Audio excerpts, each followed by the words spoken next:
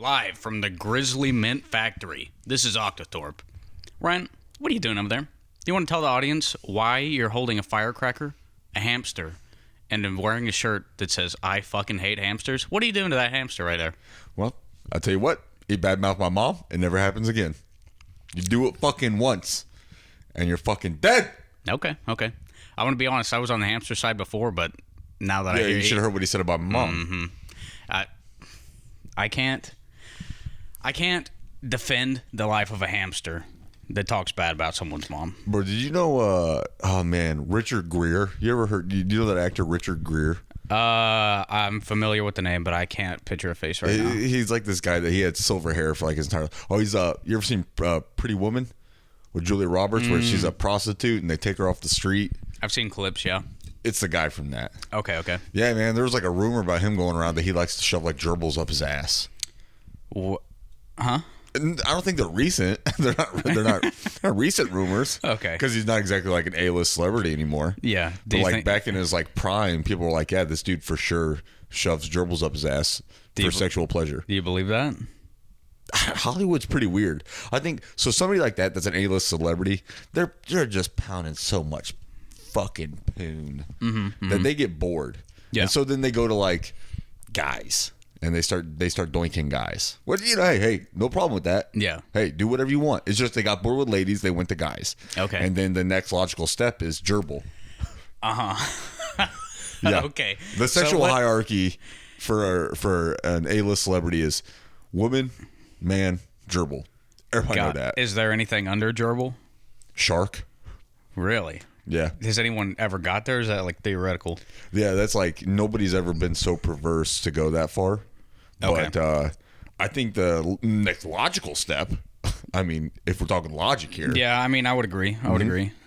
So can you explain the logistics on getting okay, the easiest part to me right now, Okay, just off the top. I am not Richard Gere, so this is all speculation. But you know about this. Well, I've read an article or two, yeah. Okay. So it seems to me that the easiest part about this is getting the gerbil in. Yeah, getting him out seems like I don't know. If you were taking a dump, do you think he would just like get pushed along with it? Maybe. What if he's strong enough to fight against the dump? Push it back up into you? And you can't shit anymore. Oh, man.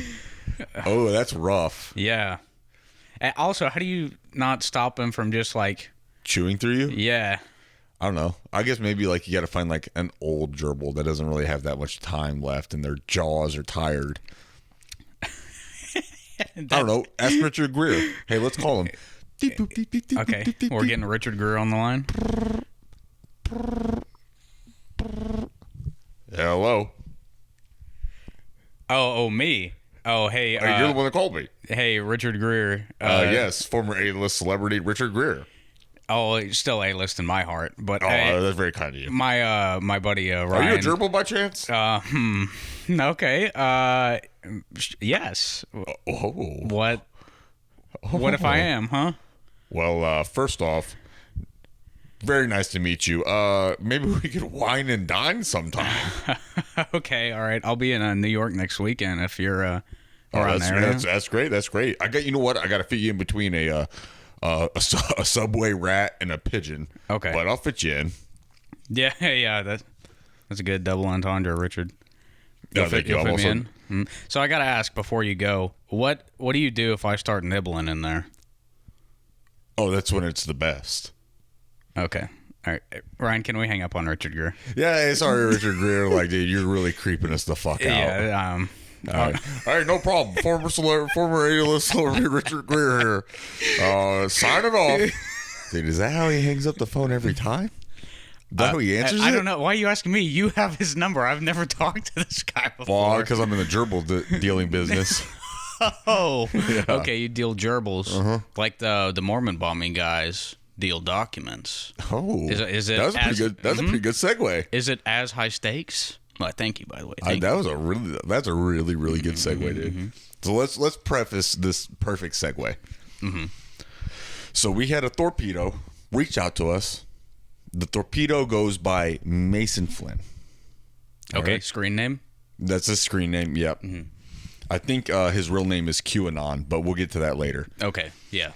So Mason Flynn reached out and said, "Hey, Octothorpe should do a reaction to the show." I keep forgetting the fucking name. I think it's Murder Starts with Mormon. Did he scare you when he came on that strong with that hey? 'Cause I feel like if someone starts a conversation with hey, I'm like, what? Huh?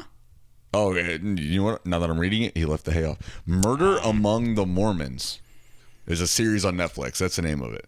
Okay, yeah. He said, hey, we should do a react. So I took it upon myself to reach out to McKee, and I said, hey, you know what? One of our diehard torpedoes are diehards. Yeah, an A1. Yep. A day zero. He was there from conception. Yep. Right when the sperm cell that was Octothorpe hit the egg. Which was God. And that's how this podcast came to be. But so he reached out. I said, hey, man, you guys need to react to that. So I reached out to McKee, and I said, McKee, one of these guys, did he give you the shirt off his fucking back? He's asking us to do this. And you know what McKee said? Fuck that guy. And I said, whoa, calm down, McKee. I said, bro, whoa. Right, you still haven't put down the hamster, bro.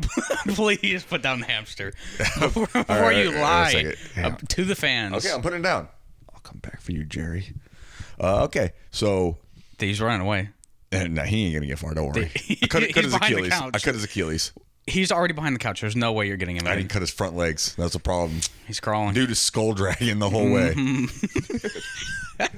Oh, shit. Oh, fuck. He's going right into the firecracker collection. Oh, okay. You better watch out. He's got them too now.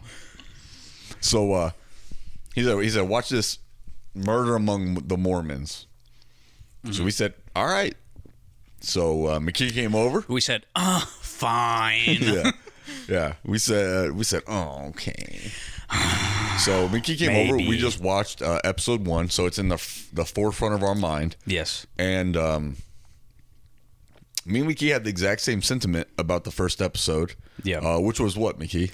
Which was, holy fuck, when do they start talking about the bombs? Absolutely. It's like 3 hours of talking about document collections. Like, did they just fucking swindle me with the name of this series? About halfway through, I thought that it was like this was just a way to inform people about the Mormon Church, and the Mormon Church had like a deal with Netflix. It's just recruiting. Yeah, they were talking about all these documents, and then the like lore back the story, the history of the Mormon Church. The lore. You can call it lore. Yeah, the lore. You can call it lore. Honestly, we're getting into the point where like seems fantastical anyway, like white salamanders and magic and shit. Yeah. Apparently there's this white salamander document where Joseph Smith, who is the guy that founded Mormonism, he, in order to find like essentially the Bible of Mormons, a white salamander came to him and was like, oh, follow me. And he was like, I'll follow you. And he followed him, and he took him to this thing,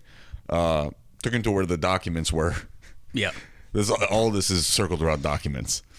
Took him to where the documents were. But then later he's like, nobody's going to fucking follow me if they think a salamander brought me to these. Make it an angel. Yep. Made it an angel. And when they found the documents, I don't. If you haven't seen this may come as a revelation. Yeah, revelation. Sorry. Yeah, revelation is. I don't know a word. I don't know if it's a word. I'm not going to absolutely say it's not, but I don't think it is. I think we should make it one. Well, okay, so let's relevate away. Wow, I can't even fucking talk either. You caught the retard, bro. I'm sorry. Yeah, you coughed too close to me. So anyway, they find these documents. The only thing actually written on it is you have to have more than one wife. Yeah. That's all. That's the only requirement to be a Mormon. Step 1, acquire more than one wife. 1 plus wife. Yes. And he said, this is going to be a hit. All the guys are going to like this one. He said, wait till I take this in town. But they had to change. They said, listen, it might not work, though, if a salamander is telling everyone to have more than one wife. So let's make it an angel. And then everyone believes it. Business was a booming, baby. So do you know, like, Speaking of booming. Exactly, yeah. So apparently these documents, they were slandering the church. And all the people that were dealing with these documents start getting blown up by like what they called sophisticated bombs, but they just looked like pipe bombs to they're me. just pipe bombs. Yeah, I mean, like if those Columbine dipshits back in like '98 could figure it the fuck out, it's not that sophisticated. Mm-hmm. Yeah, you can pretty much just Google how to make a pipe bomb now. Yeah, 100%. Yeah. So these people start getting murdered by these pipe bombs. We haven't gotten any further into it than that. We will watch another episode next week. I'm watching all of them right now.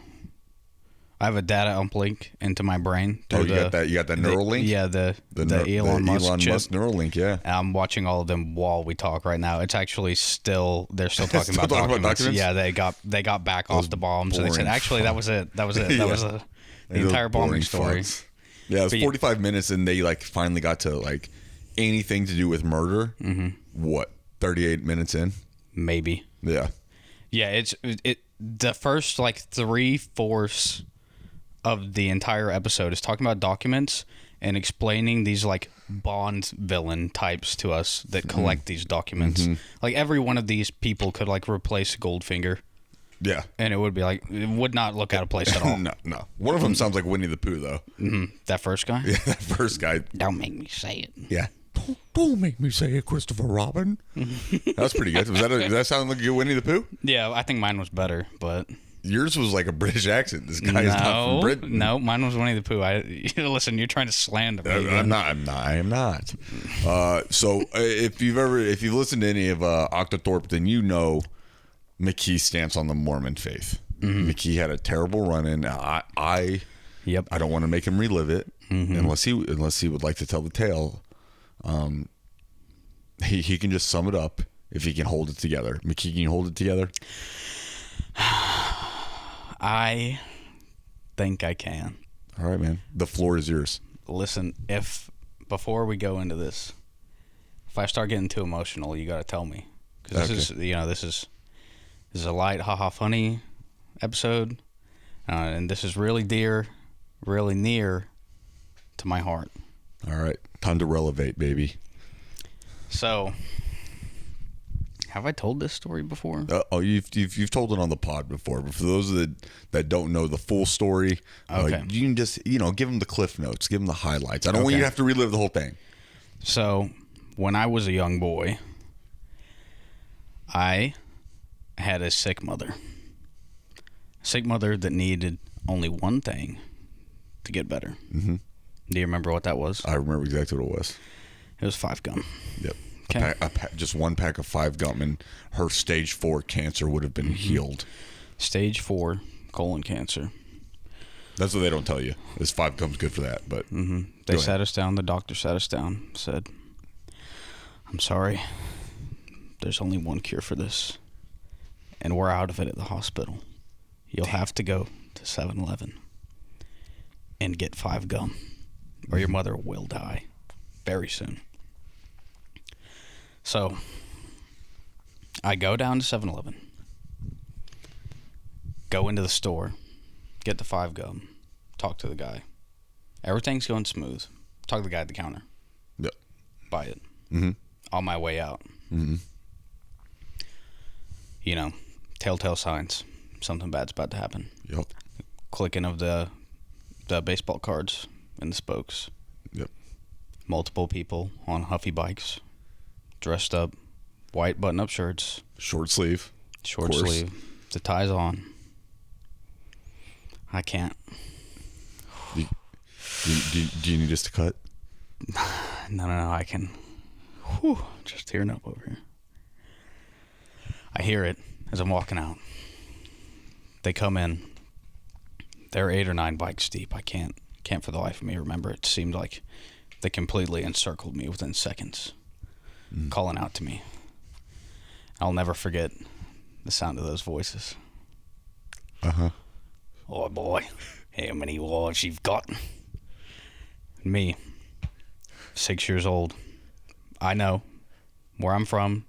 Our parents, our families teach us of the trouble that we can get in with these Mormon people. So I've heard the stories. I know how to respond. But I'm only 6. They're all around me. I'm nervous. I'm nervous as hell. Right. Yeah, I'm in the Shark Tank. This is your first. It's one thing to hear about it and maybe read about it. It's another thing to experience it. Yes, it's a complete. It all happens so fast too. You don't have time to think. So me, three wives. They don't stop. They all look at me in disgust, spit on me. You've not 3 wives, son. I can tell by the sound of your voice. No 3 wives there. Hop off their bikes. All of them. Their wives. All of the men on the bikes. Yep, because they got the pegs. They got the pegs. They have the whole family on these bikes.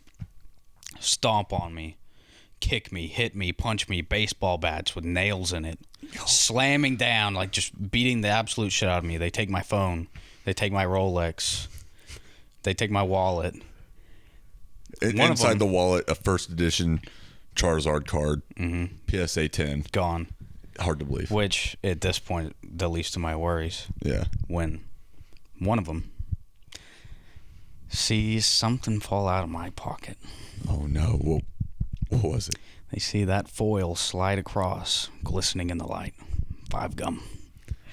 He stops, looks at me, looks at the 5 gum. He knows what's happening. Mm-hmm. Said, would be a shame. Be a shame if you didn't get this 5 gum, huh? Listen, there's only one reason people buy 5 gum. You got a dying mom. Mm-hmm. I go, no, I don't. I like 5 gum. He sees right through it. Mm. Needless to say,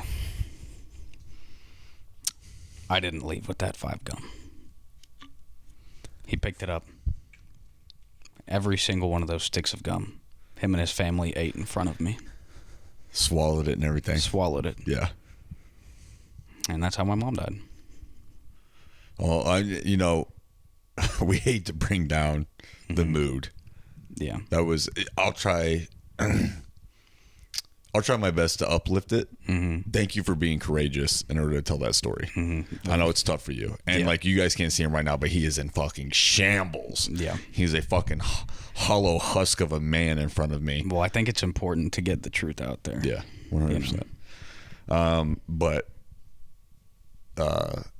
So I actually lived in Utah. Mormon Mecca, as we call it. Yeah.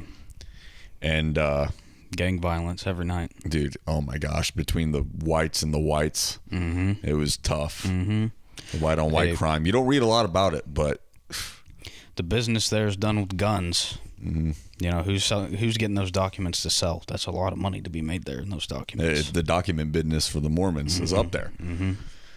And so I lived there for a bit, and I actually got to know a Mormon pretty well. Great dude. His name was Eric. And he was actually going on a mission trip to Kenya. And I was like, bro, no shit. And he was like, yeah, man. Like, Kenya, yeah. That's insane. Yeah. And so I don't know if you know this, but that's where I grew up as a little kid. Oh, no. It's all coming full circle. So go on. Let's hear about what this guy did in Kenya. Well, he was like, hey, we're building churches. And I had nothing going on at the time. So you tag along? Or I tagged along. To Kenya? Yeah. Okay. And I just remember they gave us these sweet bikes, these Huffies. You motherfucker. And don't say what you're about to say. And only one store open 24/7. And it was a 7-Eleven. No. And we see this bald 6-year-old coming out of there. And you son of a bitch. He sure as shit. He lied to us as a problem. We knew he didn't have 3 wives. And I hate to say it, but we beat the living shit out of this kid. You killed my mom, you motherfucker. You killed my mom and you ate my gum. Where's my Charizard card, you piece of shit? Yeah, I sold that bitch, dude. Fuck you. No, but for real. So we went to Kenya and we were building churches and all that good shit. And there was this like one little kid. He kept coming up, and he was like from like the village or whatever. and he's just really interested in like what we were building and all that stuff. I didn't really give a shit about telling him about the Mormon church. I didn't care. Yeah. I was just like, yo, I don't have to pay for any of this. Like, I got a free trip out of it. All I got to do is like do some manual labor. It's actually pretty chill. Yeah. And the Mormon women are fine. I don't know how that works. But like Mormon guys are just like constantly, they're born with like greasy hair and like, you know, a weak jawline. And then the Mormon women come out and they are just fine. Yeah. But either way, this like the village kid, this local kid keeps coming up, and he's just like, he wants to know what I'm doing. I'm like, oh, I'm doing this. Like I'm setting up the I-beams. I'm doing this, that, and the other. And so I'm showing him how like our tools work and everything like that. And he's super interested in it. And then our last day that we were there, the kid came up. Man, he was kind of crying because he was just like, oh, you know, I don't want you to go. I don't want you to go. I was like, it's going to be okay. And I was like, I was like, you'll be okay, kid. Like, you know, whatever. You got the faith or whatever. You got this sweet church I just built you. Mm-hmm. And the kid, like, he's like, please don't go. I was like, look, you're going to be fine. And before I leave, I was like, dude, I realized I didn't even know this kid's name yet. And I was like, hey, kid, like, what's your name? And he goes, Barack Obama. Oh, my God. Yeah. Really? Yep. And Hopefully. I said, you know what, kid? I was like, you keep working hard. Maybe even one day, I don't know, dude, you could be the president of the United States. Mm. Yeah, just some offhanded hope. Yeah, I was giving him something, you know, like a parting gift. Like, you know, man, hey, kid, you stay in school, you work hard, you become the president, you know, who knows? Mm-hmm. By God. Yeah, look what happened. He did it. Same one? Same Barack Obama? Yeah, it was him. Really? Yep. Interesting. Yeah, I said, well, I gave him the details. I was like, hey, man, if you want to become the U.S. president, because he started writing me, we became pen pals. Yeah. And I said, you got to lie about where you're from. And he's like, where can I say I'm from? I'm like, Hawaii? Oh, and he said, this sounds familiar. This sounds okay. And he was like, but my name Barack. And I said, tell people to call you Barry. And he said, okay. Oh. And yeah. So do you still have his number? Are you still keep in contact with him today? Yeah, you want me to give him a call?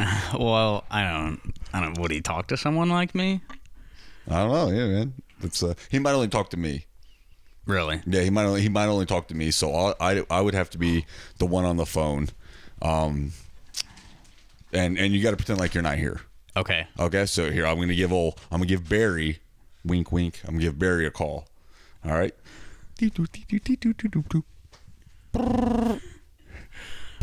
Hello. It's me. Barry Obama. Barry Obama. Hey, man, dude. Long time no talk. Oh, is that Ryan I hear? Yeah, that's me. Did you remember? My God. You remember whenever I was building those churches in Kenya, and you came up to me and I showed you how a hammer worked? Mm-hmm. I remember learning the hammer. I remember you beating the shit out of that little 6-year-old bald kid. That was pretty funny. I heard his mom died. Yeah, she did. And all for the Lord. All for the Lord. Mm-hmm, the Latter-day Saints. Keep baby. the faith. Keep the faith, brother. Keep the faith. Mm-hmm, mm-hmm. Hey. So I got this Netflix thing about Mormon bombings. You want to audition?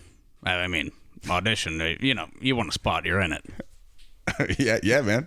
Hey, sure. Coming in Tuesday. We need a narrator. I think you'd be a great choice. Oh, you want me to talk like this? I want you to do your famous Winnie the Pooh impression throughout the show. Okay, let me see. Let me see if I can get it. Oh no, Christopher Robin. Golden. I got the job? You got the job. Hey, thanks, Barry. I really appreciate it. Times is rough. Mm-hmm. Times is rough. Oh, actually, God damn it, get back here. My hamster's running around. He's trying to get away from this firecracker. I gotta go. Yeah, you let me know whenever you need another one. Love you, Barry. I'll call you back later. Beep. Bye-bye. Damn. You really got him on the phone. I got the connects, man. Holy shit. And did he learn the hamster thing from you, too? Well, I know. Him and Richard Greer run in the same circles. Okay. They learned it all at the Bohemian Grove. Have you been there, too? I mean, it seems like you have a lot of connections now. Well, I went there once with Alex Smith.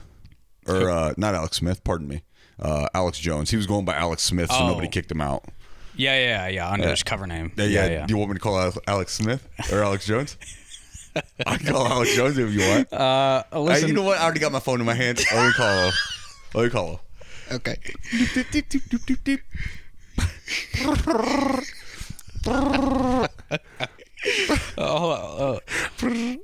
Hello, it's me, Alex Jones. Hey, Alex. What's up, man? Oh, Ryan. I can't fucking do this voice. Stop making me do voice, you piece of shit. You put me on the spot like that, you motherfucker. Bro, your Alex Jones is usually like really fucking good. I couldn't. I was laughing too hard. I couldn't do it. You're like, oh, they're turning the fucking frogs gay. I did. Did I tell you about the Dungeons and Dragons campaign where I played as like an Alex Jones type character? Yeah, you told me something about it. Not a lot though. So, wait, no, I'm misremembering. This was my brother. Yeah. So we're in high school. Oh, holy shit! Hold on, let me fucking calm down. I can't talk. Yeah, man. I mean, dude, you just got to talk to the former president of the United States. I imagine that you're pretty worked up. Yeah, it's a big day. Big day. Yep. Hello? Dog? So- You got a dog? No, we didn't get a dog. We're dog sitting. Oh, dog sitting. Hey, we're bringing in the dog. Sorry. Dog the bounty hunter. He's got mental issues, and we've got to. Yeah, we don't have his phone number, so we cannot call him.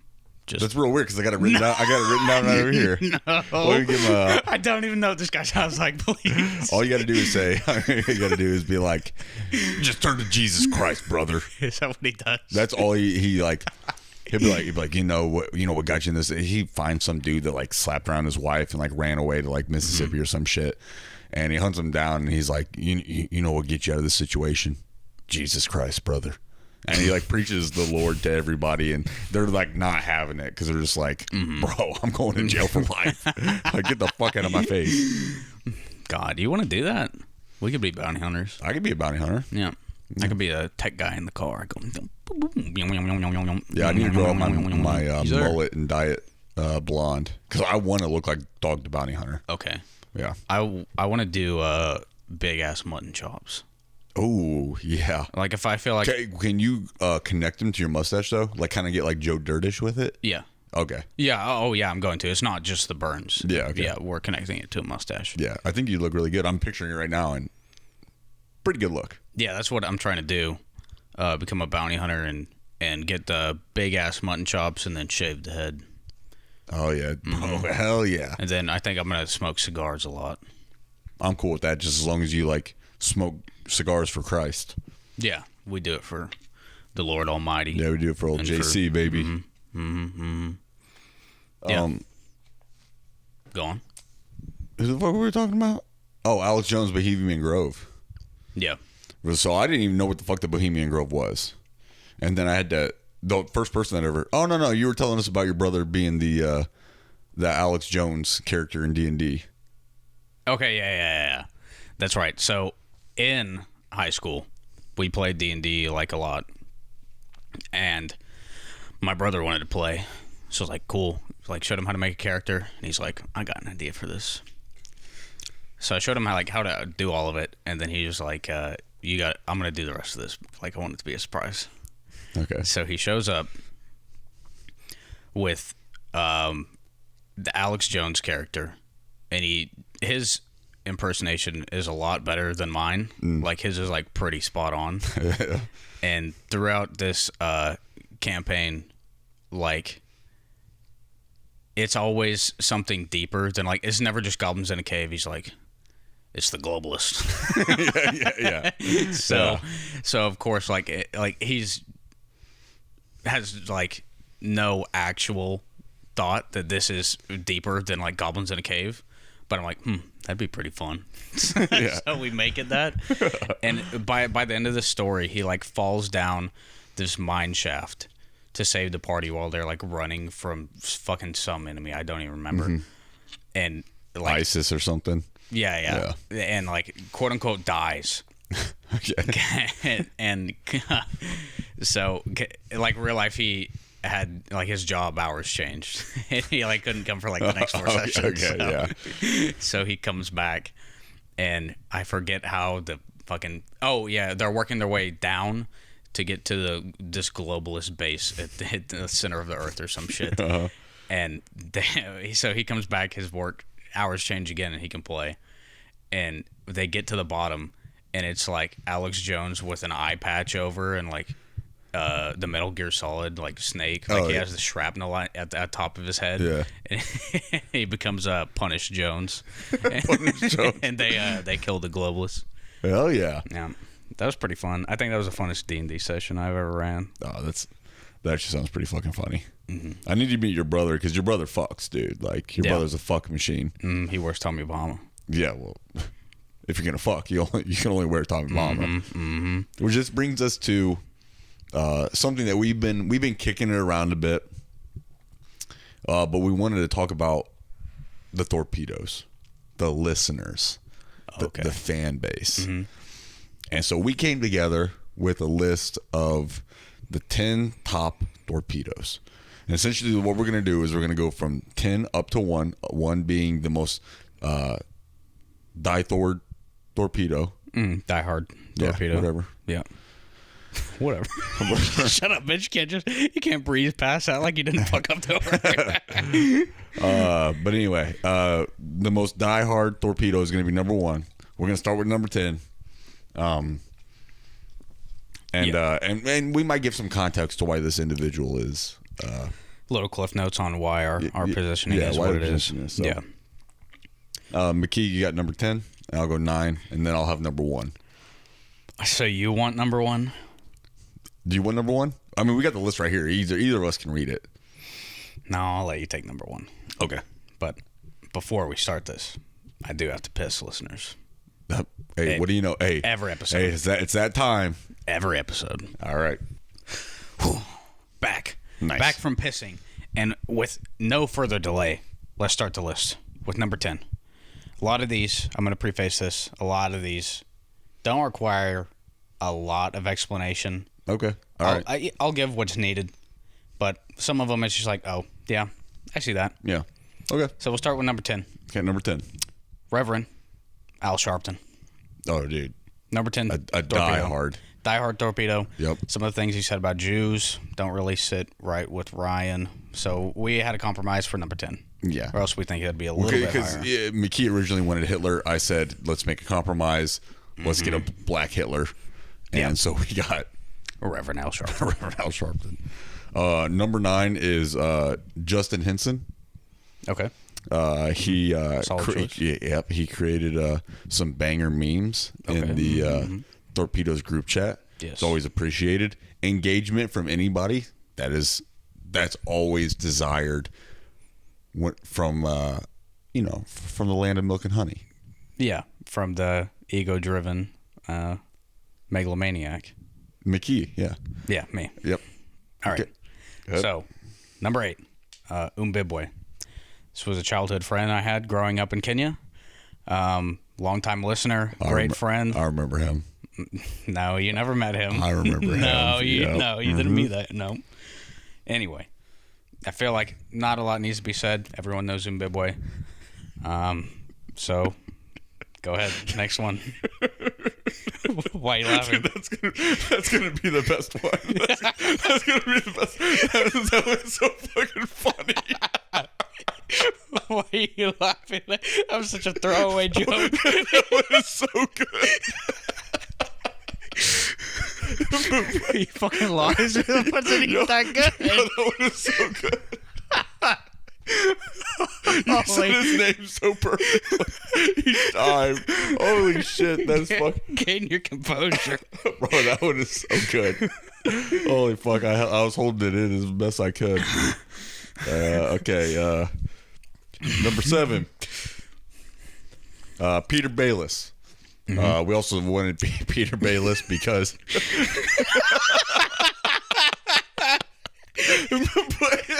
No, that name, dude, I'm not gonna be able to stop laughing this whole fucking time. He said, boy, my friend from Virginia. Oh shit! Please get it under control. Okay, You're making me lose my shit. Okay, so Peter Bayless, you went to MEFX with him and you found out that his name resembled what? Like balls or something. Yeah. You're like, Peter Bayless. You mean your name is like Peter Balls? No, he said, you suck my Bayless. Yeah, suck my Bayless. Great torpedo. We don't mean to laugh at your name. Keep up the good work with the memes. That's amazing. You're doing a great job. Yeah. Also, he's a bishop in the land of milk and honey. That's true. So he's up there. Mm-hmm. All right. Next. What number are we on? I already 6. forgot. 6. Yeah. All right. Not a. Just ignore me, dude. Hold on, I'm kind of losing it too. It's number 6. Goku. Okay. All right. I lost on my own. I'm sorry. Okay. I'm back together. I'm composed. Oh, all right. Yeah, 6 Goku. Big fighter. Can take down any enemies of the Octothorpe podcast. Yep. That's how we took down Squidcast. I noticed. I don't know if you've noticed. Squidcast was vanquished, baby. Yeah, you haven't heard any beef from them recently. Been real quiet on their end. We have Goku to thank for that, and that's why he's number 6. Thank you, Goku. Number 5 is Bridget York. So Bridget York, just an outstanding torpedo. Every time a new pod gets sent out, she's always super excited about it. She was also the winner of the Baron Monster Soap, which unfortunately we have not sent out yet. Whoa, we. And by we, I mean fucking Eric down at the in our mailroom. Yeah, neither of our faults. Yeah. We take exactly zero blame for this. It's Eric down in the mailroom. We'll have a sit down talk with him. Yeah, we're gonna have to. Yeah, it's not acceptable to go this long. Yeah. Yep. Anyway, number 4. Funkmaster Flex. Oh yeah. Provides all the good beats for the podcast. I don't include any of them because, well, once again, not me, but Eric's lazy editing as well. Yeah. Also, leave a comment down below if you would like the Octothorpe LP to come out. Mm-hmm. We've got some bangers on there. Yeah. I mean, let's be completely honest. We're trying to drive up hype for it. It's pretty much just in the audio engineering phase. Mm-hmm. All the files have been sent back to Funkmaster Flex. We had some studio time, lay down some bars, but just waiting on the mixing. We want it to be perfect for y'all and deliver good product. Yeah, nothing but the best for the torpedoes. Exactly. Number 3, Mason Flynn. Now, I know a lot of people are like, well, Mason Flynn, what does he do? Mason Flynn was probably the second torpedo that was ever created. He was listening to Octothorpe whenever we had like those scuffed, terrible sound. Yep. When the mixer, we're using that Chinese mixer. Yeah, we're using the Chinese mixer. Yeah, and it sounded like shit. He was still listening to it. Big supporter. He creates memes for the group chat and everything. Mason Flynn, number 3. All right. Without further ado, number 2. Number 2, torpedo in the hierarchy ranking is Baron Monster Soap. Oh, yeah. Yep. I think this one needs very little explanation. Mm-hmm. Long-time sponsor. Great product. Leave you smelling good. What else can I say? There's nothing left to be said. Mm-hmm. And that rolls us right into number 1. And number 1, this might show some nepotism, but yeah, but what's wrong with that? Absolutely nothing. Whenever you're from the land of milk and honey, nepotism is how you win. Number 1 is Kyle Restemeyer. Not only is he the only guest torpedo that is talked on here. Well, are we counting Char? Prior to today. Prior to today, obviously. Mm-hmm. But he was listening. He listened to our first one, the one where the audio was so bad. He was down from day one. He's always telling me, "Hey man, hey, send me the newest ones. Send me the newest ones." He's all about it. And he's always like checking in. He's like, "Oh, this bit killed." Whenever you guys talked about this, which none of them are bits, it's just our day-to-day lives. Like we can't help it that like this crazy shit happens. Yeah. Yeah. Everything this is a very serious podcast. Yeah. I mean, I talked about how my mom died today. It's like what's funny about that? Us, then 60 minutes, right below us. Right below us. Yeah, below. They're not above us. We're 61 minutes. Mm-hmm. So congratulations to Kyle Restemeyer. You are the number one diehard torpedo. Now, if you're sitting there and you feel maybe a little personally attacked that you didn't make this top 10 list, there's two things that you can do. What's that? One, you could try to fight Goku. Mm-hmm. Take his spot. Yep. Good luck. Mm-hmm. Good luck. I wouldn't advise that one. And then there's another route. The route more traveled. Okay. Start that engagement and start, maybe knocking another person down a notch. If those names that I list, I'm not expecting them to hold those positions. I'm expecting to put a target on their backs. So if you want a spot, this is going to be like the MySpace top 8. If you want a spot in this top 10, you need to put some legwork into it. It's changing. It's changing all the time. Daily reevaluations of this. And at the end of the year, prizes go out. Oh, you hear that little voice crack I did? Yeah, I did. It's because you're getting emotional about how diehard these people are. These people really care, and I really care too. Yeah, me too. That's why we're sending out prizes at the end of the year. December 20th, we're sending them out. They're getting priority shipping. You're going to have them by Christmas. Because we're going to get rid of Eric, because he's just fucking us up down in the mailroom. We're getting someone else. Fuck Eric. I don't. I have not had one good experience with Eric, that piece of shit. Yeah. I get it. It's an unpaid internship. How much do you care? Well, did you hear what I don't know if I ever told you this, but whenever we were talking to him, we were leaving the room, and you were in front of me, and I was behind, so I'm closer to earshot. Yeah. He said, "That fat, bald piece of shit." Yeah, he's gone. And I said... He can't talk about you like that. Oh, about me? Who else? And then whenever I was leaving, he's like, "I'm so glad he got his ass jumped in Kenya."